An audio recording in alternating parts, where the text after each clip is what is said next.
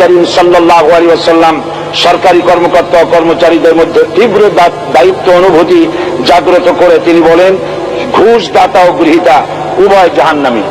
নবী করিম সাল্লাল্লাহু আলাইহি ওয়াসাল্লাম আরো বলেছেন, আমরা যদি কাউকে কোনো রাষ্ট্রীয় দায়িত্ব প্রদান করি তখন সেই ব্যক্তি তার ব্যক্তিগত কাজ যতটা নিষ্ঠা ও আন্তরিকতার সাথে পালন করে, রাষ্ট্রীয় দায়িত্ব যদি সেভাবে পালন না করে তবে কিয়ামতের দিন তাকে উল্টো করে জাহান্নামে নিক্ষেপ করা হবে। রাষ্ট্রীয় সম্পদ তসরুফের ব্যাপারে কঠোর হুঁশিয়ারি উচ্চারণ করে বিশ্বনবী মুহাম্মদ রাসূলুল্লাহ সাল্লাল্লাহু আলাইহি ওয়াসাল্লাম বলেছেন, রাষ্ট্রীয় দায়িত্ব পালনকারী কেউ যদি এক টুকরা সুতা বা তার চেয়েও ক্ষুদ্র কোনো জিনিস খেয়ানত করে তবে কিয়ামতের দিন খেয়ানতের বোঝা মাথায় করে তাকে উঠতে হবে। মাননীয় স্পিকার, আল্লাহ রসুল যে সরকার ব্যবস্থা প্রতিষ্ঠা করেছিলেন তা সত্যিকার অর্থে ছিল জনকল্যাণমূলক সরকার। তার সরকারের দায়িত্ব পালনকারী ব্যক্তিবর্গের মধ্যে চরম দায়িত্ব অনুভূতি জাগ্রত করে দেওয়া হয়েছিল। এটা সম্ভব হয়েছিল কেবলমাত্র আখিরাতের তীব্র বিশ্বাস ও মহান আল্লাহর দরবারে জবাবদিহিতার অনুভূতির মাধ্যমে। মানুষের নিকট জবাবদিহিতা পাশ কাটিয়ে যাওয়া যায়, কিন্তু আল্লাহর নিকট জবাবদিহিতা পাশ কাটানোর কোনো সুযোগ নেই।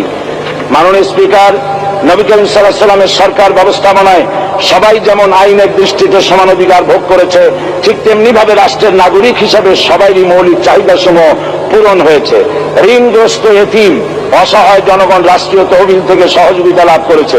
মূলত এটা জনকল্যাণমূলক সরকারের ধারণা বিশ্ববাসী তখনই প্রথম অবলোকন করে। মাননীয় স্পিকার, নবী করিম সাল্লাল্লাহু আলাইহি ওয়াসাল্লাম সরকারি কর্মকর্তাদের বিরুদ্ধে কোনো অভিযোগ পেলে তখনই ব্যবস্থা গ্রহণ করতেন। আইনের চোখে সবাই সমান এবং এ কারণেই শাসকদের আত্মীয় স্বজন কারো পক্ষে সম্ভব ছিল না জনগণের উপরে জুলুম করা।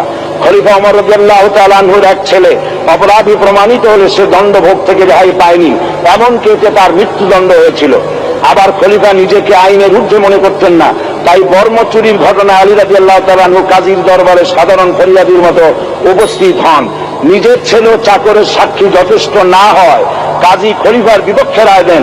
এখানে বিচার বিভাগ ছিল সম্পূর্ণ স্বাধীন এবং শাসন বিভাগের নিকট তার কোনো দায়বদ্ধতা ছিল না। মাননীয় স্পিকার, এসব হলো ইতিহাস। মুসলমান আজ অনুসরণ করতে চায় না তাদের অতীতের গৌরবোজ্জ্বল কর্মপদ্ধতিকে।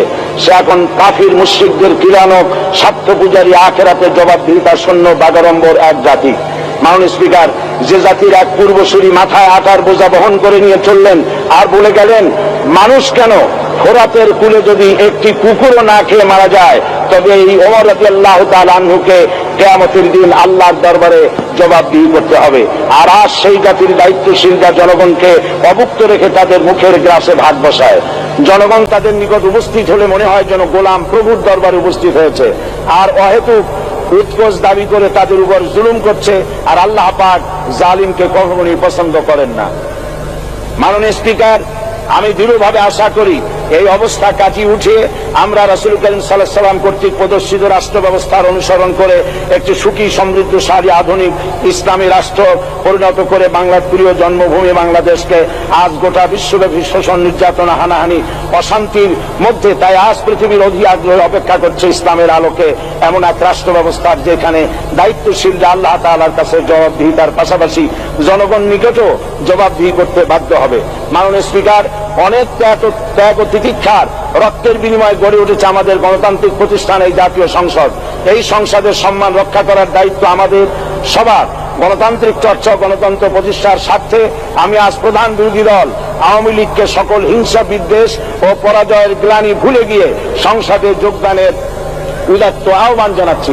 পরিশেষে আমি আপনার মতো সর্বজন শ্রদ্ধ একজন মার্জিত ও সুশিক্ষিত ব্যক্তিকে এই মহান সংসদের স্পিকার হিসাবে লাভ করে আমরা আনন্দিত হয়েছি।